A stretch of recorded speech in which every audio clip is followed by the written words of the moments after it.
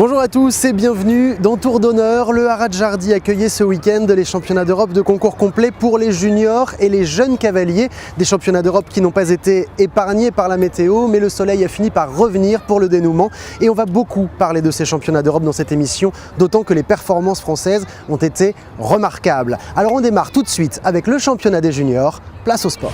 De l'argent par équipe et de l'or en individuel. Les juniors français ont fait preuve de beaucoup de sang-froid et de maturité en remontant au classement au fil des épreuves, se jouant des éléments. Car la météo n'a pas été clémente avec les jeunes sur le parcours de cross. Un parcours que l'équipe entame en 5e position, tout comme Robin Boulanger, meilleur français en individuel. Sous des trompes d'eau, les deux premiers Français, Victor Burtin sur Early van de Nieuwbeke et Soisic Lefebvre sur Saga de Mai, rentrent seulement avec quelques secondes de temps dépassé. Alexis Lavrov, quant à lui, essuie un refus avec Sultan de la Barbet, mais la France reste dans le coup. Car les autres nations connaissent beaucoup de difficultés, comme l'Allemagne qui chutera de la 1re à la 7e position après le parcours de cross.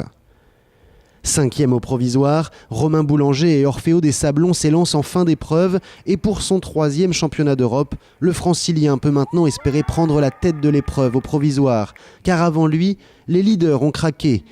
Les obstacles s'enchaînent et sur la ligne d'arrivée, le couple est maxi et prend donc la tête du classement. Par équipe, la France est au pied du podium avant le saut d'obstacle car devant, l'Irlande tient largement la tête avec 3 parcours parfaits devant la Suisse et la Grande-Bretagne. Mais ce classement va être encore une fois bouleversé à l'issue du dernier test. Côté français, Alexis Lavrov ne repartira pas. Ils ne seront donc plus que 3, pas le droit à l'erreur. Comme Soisic Lefebvre, Victor Burtin va commettre une faute et avant le départ de Robin Boulanger, la France est sur le podium en 3e position. Un sans faute peut même lui faire gagner une place, car les Suisses connaissent quelques déboires et les Britanniques surtout craquent complètement comme Emily King qui ne terminera pas son parcours.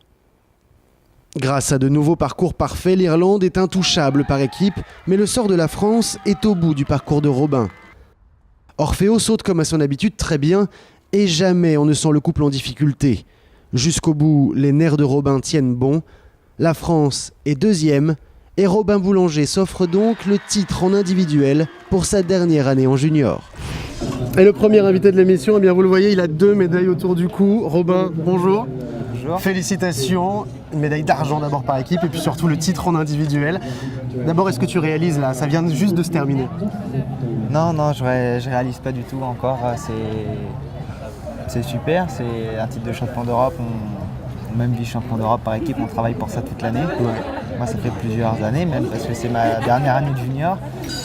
Donc on l'attend, on travaille pour et le jour où ça arrive, on ne réalise pas tout de suite, mais c'est super. Je pense que dans 2-3 jours, ce sera vraiment énorme. C'est vraiment super. Comment est-ce que tu as vécu toi ces 3 jours, 4 jours de compétition depuis le dressage justement? Tu partais 5e après le dressage, puis derrière, bon, ton score n'a pas bougé, puis du coup tu es remonté. Mais comment est-ce que tu as vécu épreuve après épreuve?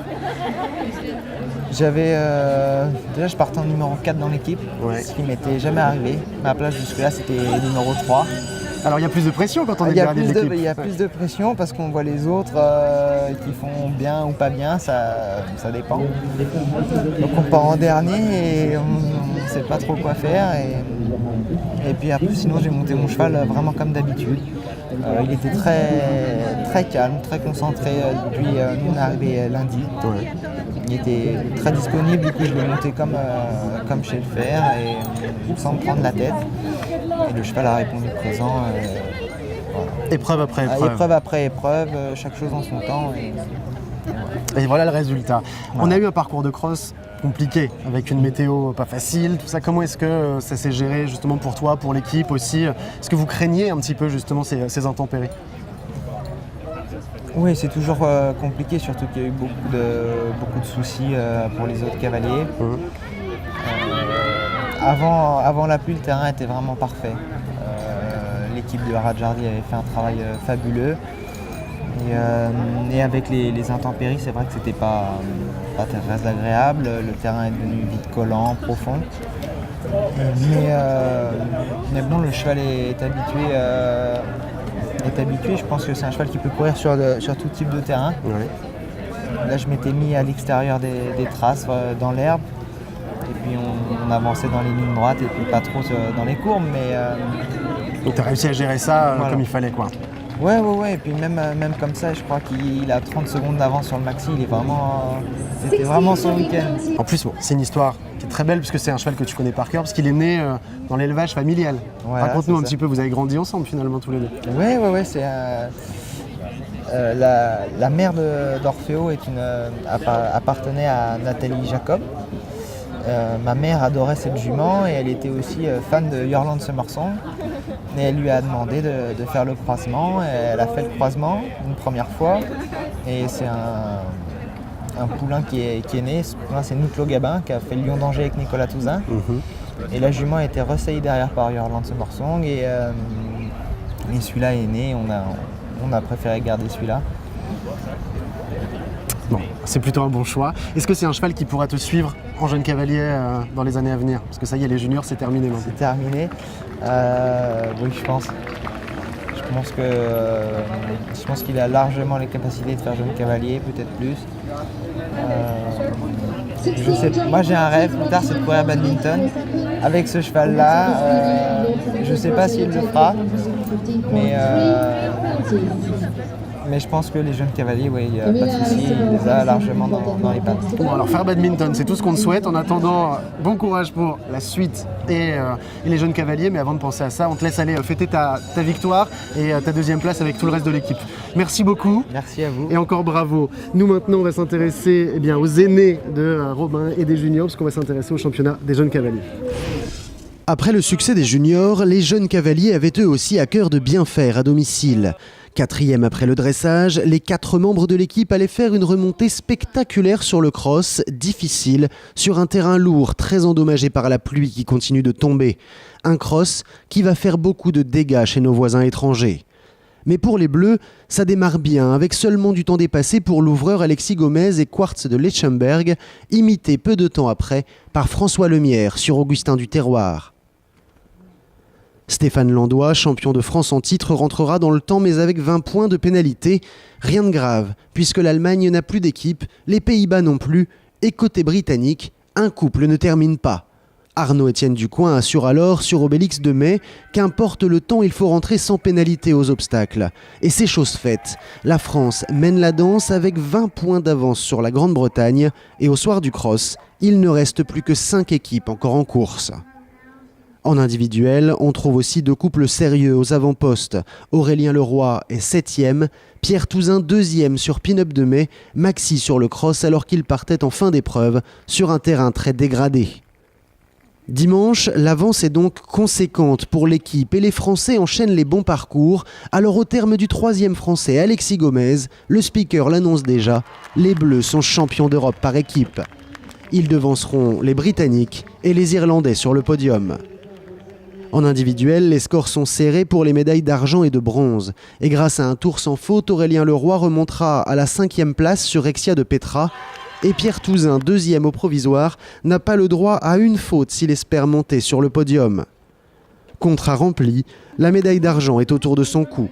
La jument a répondu présent du début jusqu'à la fin, que ce soit sur le cross où elle a été droite partout et vraiment gaillarde et vraiment au top. Aujourd'hui, elle a rarement si bien sauté que ça sur le concours, donc très satisfait de la performance.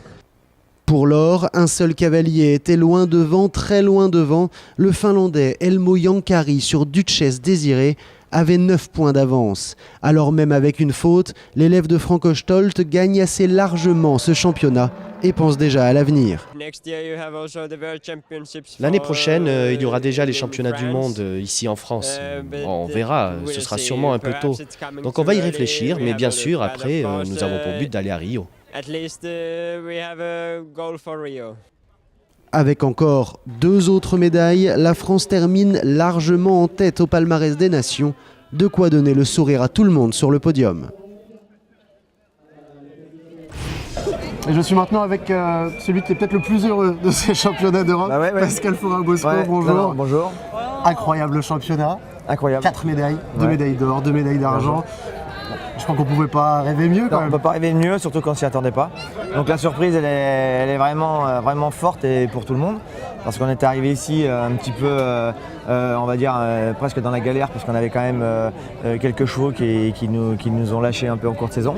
Donc on a fait une équipe, on a fait un très bon stage à Saumur, on a su créer une bonne ambiance. Et tout le monde s'est serré les coudes, tout le monde a travaillé. On est resté quand même 15 jours, tous ensemble. Et on est arrivé ici et c'est parti. On s'était entouré de Jean-Pierre Blanco, Florence Enzini.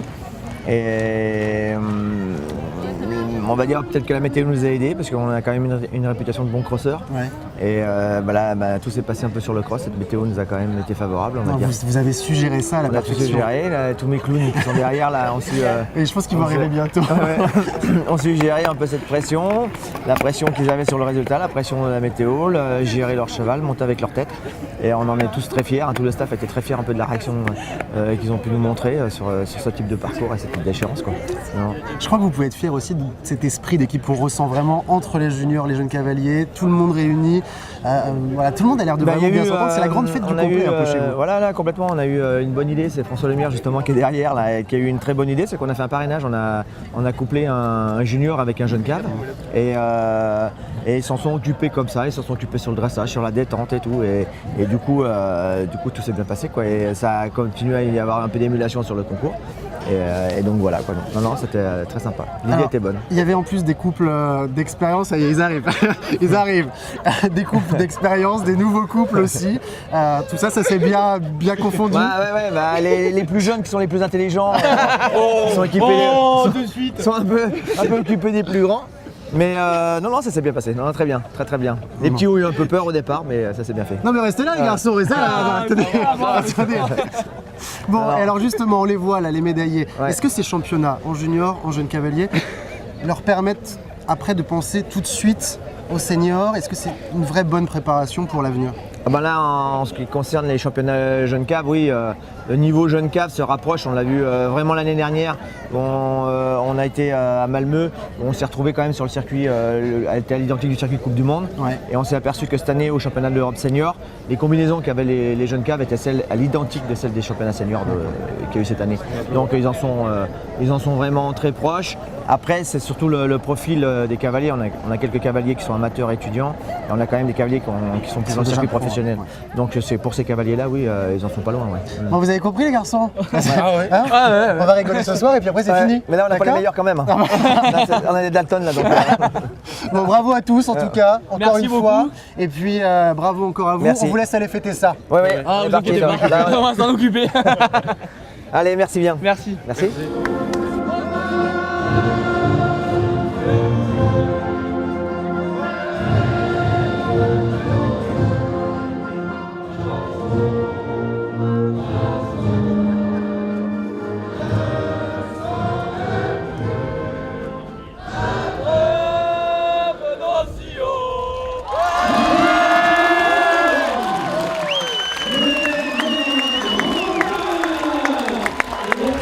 Et c'est donc avec 4 médailles que la France termine brillamment ces championnats d'Europe de concours complet, juniors et jeunes cavaliers ici à Jardy. Nous on se retrouve la semaine prochaine pour un prochain numéro de Tour d'honneur. Très bonne semaine à tous, ciao.